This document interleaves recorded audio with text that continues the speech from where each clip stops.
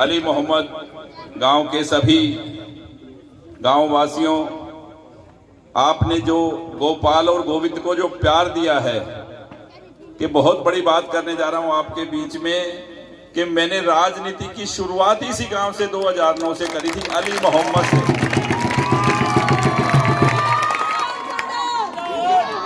सबसे पहला गांव गोविंद यहीं आया था और यहीं से शुरुआत की, और इस धर्म के पहिए को आगे बढ़ाने में और इस समाज सेवा को बहुत गति देने में इस हरियाणा में, इस सिरसा में अगर किसी गांव का हाथ है तो वो अली मोहम्मद गांव के सभी निवासियों का हाथ है। देखो, अगर इतना प्यार शुरुआत में ही नहीं मिलता तो इंसान सोचता है कि यार गांव में तो कोई अपन पूछो ही को नहीं, गांव में गए तो कोई बात ही कौन करी के करांगा, तो आदमी पीछे हट जाए।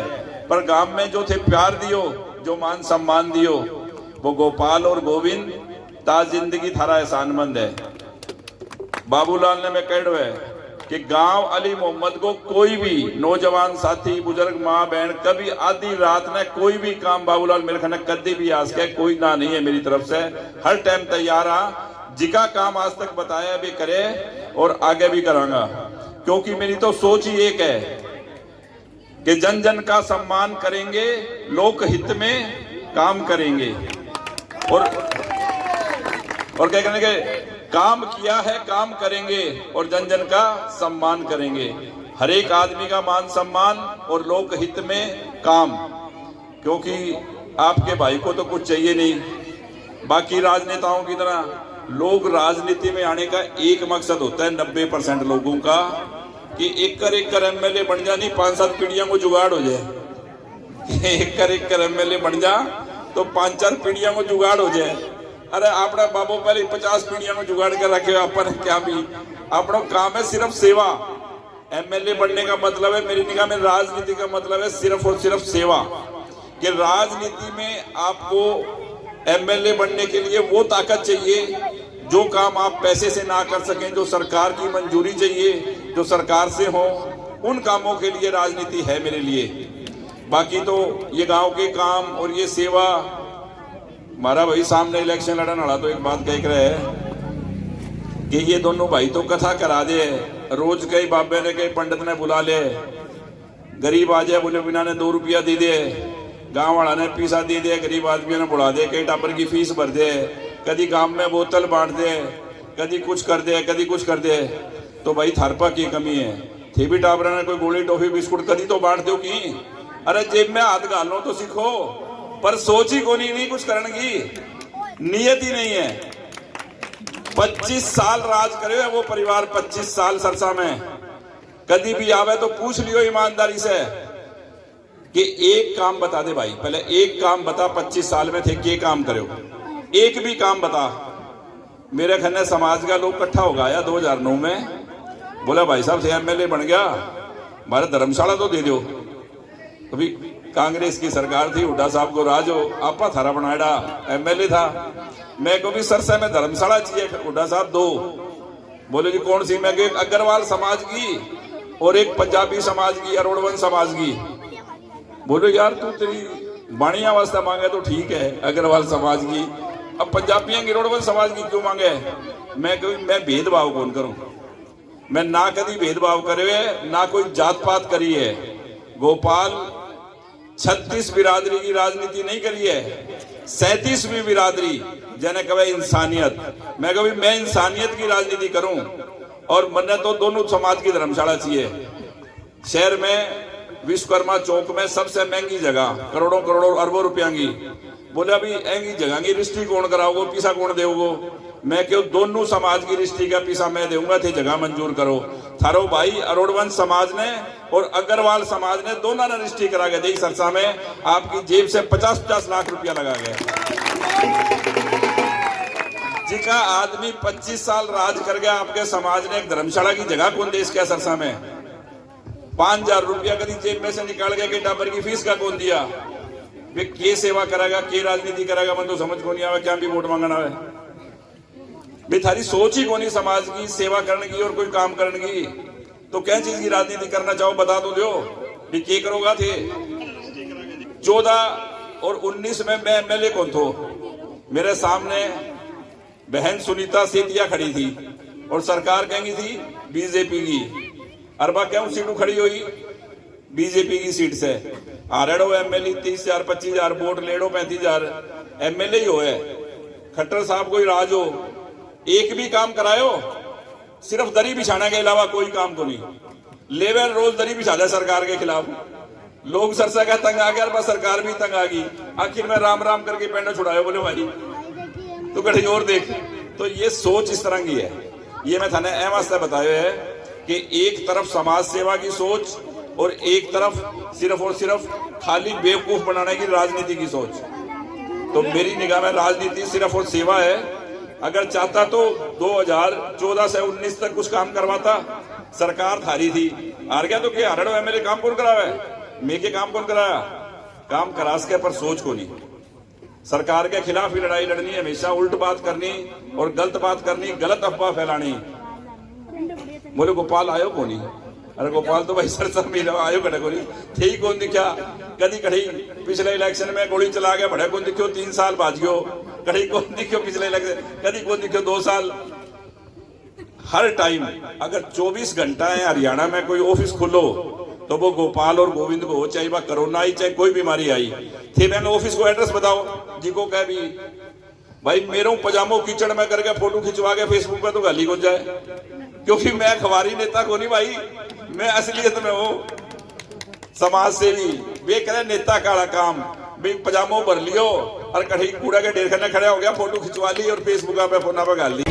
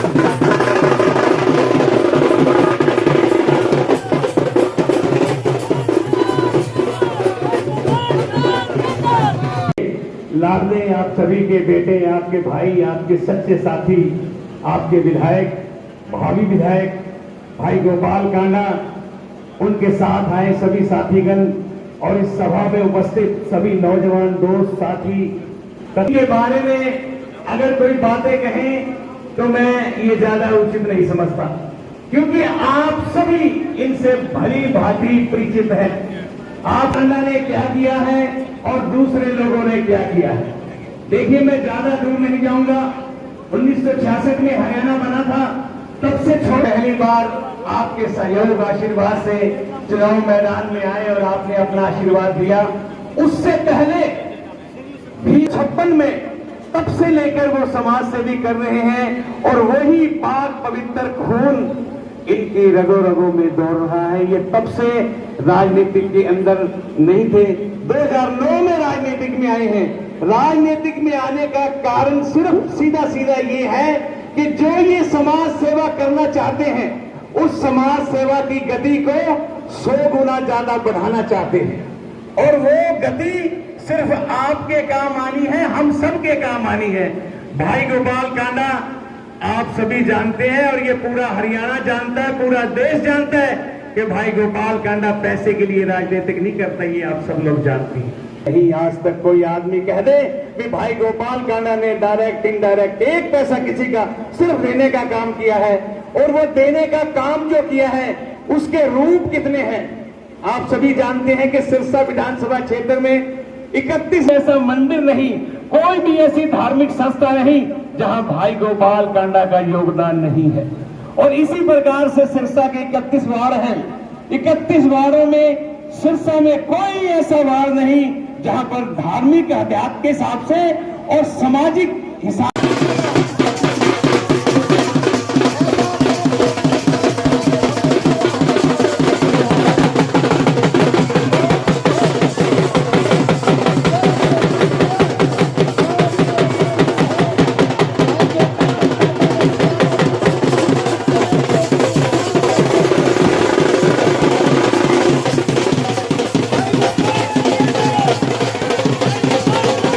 राजनेता बनते नहीं पहुंचते।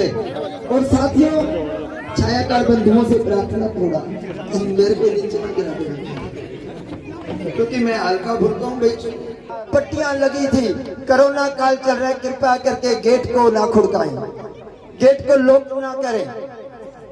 अब मैंने देखा कि सारे लोग अंदर हैं, अब हमारी कैसे सेवा, मैं कैसे सेवा कर सकूंगा।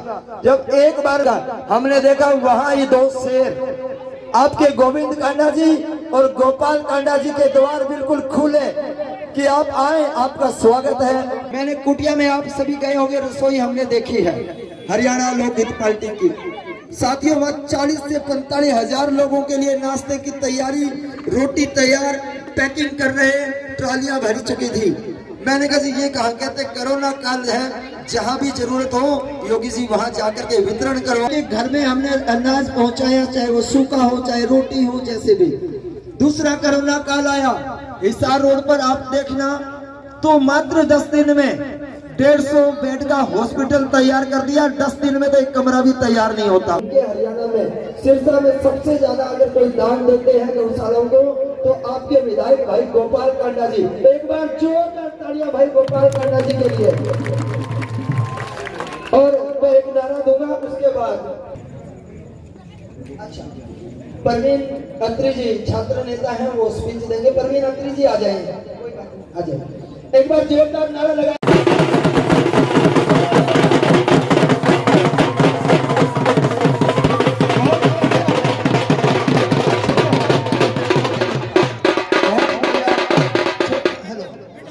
बहुत बढ़िया। मैं सर्वप्रथम नतमस्तक हूँ इस अली मोहम्मद की पूरी जनता के चरणों में अपना सिर नमन करता हूँ। इतना गर्म जोशी के साथ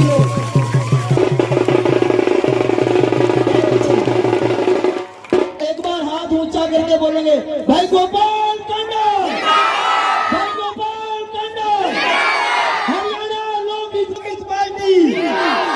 धन्यवाद साथियों, बात चल रही थी समाज सेवा की और बात चल रही थी कोरोना काल के समय की।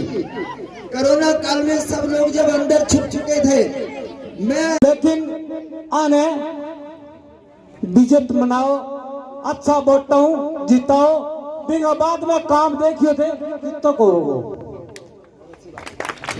सभी को मेरी बार बार प्रणाम, और आज जो मान सम्मान और जो स्वागत किया है दिल से उसका आभार।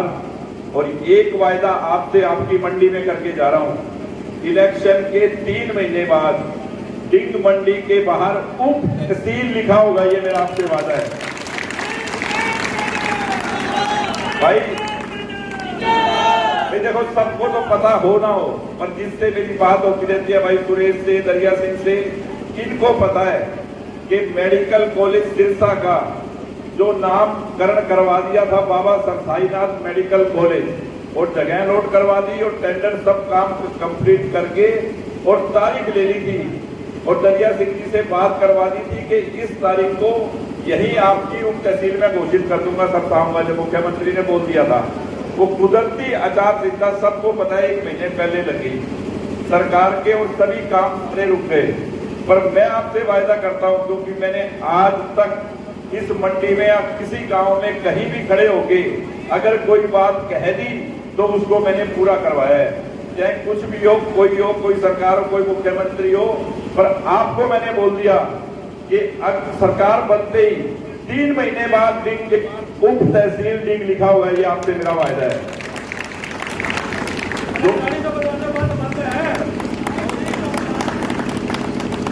देखो, ये बहुत हमारा एक ही नारा है कि काम किया है, काम करेंगे, जन जन का सम्मान करेंगे। धर्म के साथ राजनीति करने वाले इस दुनिया में बहुत कम लोग हैं, क्योंकि धर्म को साक्षी मान के लोग तो कहते हैं कि ये कथा क्यों करते हैं, भंडारे क्यों करते हैं, उनके पास कोई बात नहीं है। खुद आज तक उन्होंने अपनी जेब में हाथ डाल के किसी गरीब की 5,000 की मदद नहीं की होगी। कोई भी व्यक्ति आए तो पूछ लेना कि भाई कोरोना के टाइम दरवाजे बंद थे, कहाँ गए थे आप 2 साल तक, 3 साल तक? कोई नहीं था इस शहर के अंदर, ना किसी गौओं को, ना किसी पशुओं को, ना किसी गरीब व्यक्ति को संभालने वाला कोई आदमी नहीं था। आपकी कुटिया से 30,000 आदमियों को रोज खाना बन के जाता रहा पूरे शहर में जब तक कोरोना रहा। सच्चा व्यक्ति वही होता है और साथी वही होता है जो दुख के टाइम आपके लिए खड़ा रहे। और दुख के टाइम कांडा परिवार ने तन मन धन से आपके साथ खड़े होने का काम किया है हमेशा, और हमेशा ही करेंगे। क्योंकि मेरे मन में और मेरे दिल में राजनीति का मतलब सिर्फ और सिर्फ सेवा है। गौ और गरीब की सेवा मेरे खून में है, जो हम मरते दम तक करते रहेंगे। कोई कुछ बोले, सबसे बड़ा काम जो अब की बार इस इलेक्शन के बाद मेरा एजेंडा है वो आपको बता दूं, वो है बेरोजगारी दूर करने का, युवा साथियों को, महिलाओं को, बच्चों को काम देने का। जब तक सिरसा और सिरसा के आसपास बड़ी इंडस्ट्री, बड़ी फैक्ट्रियां नहीं आएंगी, ये बेरोजगारी दूर नहीं होगी। युवाओं को जब तक रोजगार नहीं मिलेगा तो गलत काम करेंगे, नशे की तरफ या और उस सब चीजों से छुटकारा दिलाने का एक ही काम है कि सिरसा और इसके आसपास बड़ी इंडस्ट्रियां लगे। ये मैं आपसे वायदा करता हूं कि मुझे कुछ भी करना पड़े, अगली बार जब मैं आपके सामने वोट मांगने आऊंगा तो सिरसा और इसके आसपास बड़ी बड़ी इंडस्ट्रियां लगी होंगी, जहां हजारों हमारे बच्चे काम करते होंगे। ये आपसे मेरा वायदा है, ये आपसे मेरा इस मंदिर के सामने प्रॉमिस है कि ताकि इस बीमारी को जड़ से खत्म करने के लिए एक यही प्लान है कि हम ज्यादा से ज्यादा यहाँ इंडस्ट्रियां लगवाएं, ताकि काम मिले युवाओं को, नौजवान साथियों को रोजगार मिले और बच्चों का खेलों की तरफ रुझान हो। खेलों के लिए मैंने गोविंद को हमेशा बोला हुआ है, बच्चों को बोला हुआ है कि जिसको खेलने के किसी भी सामान की, किसी भी चीज की आवश्यकता हो, आधी रात को आ सकता है।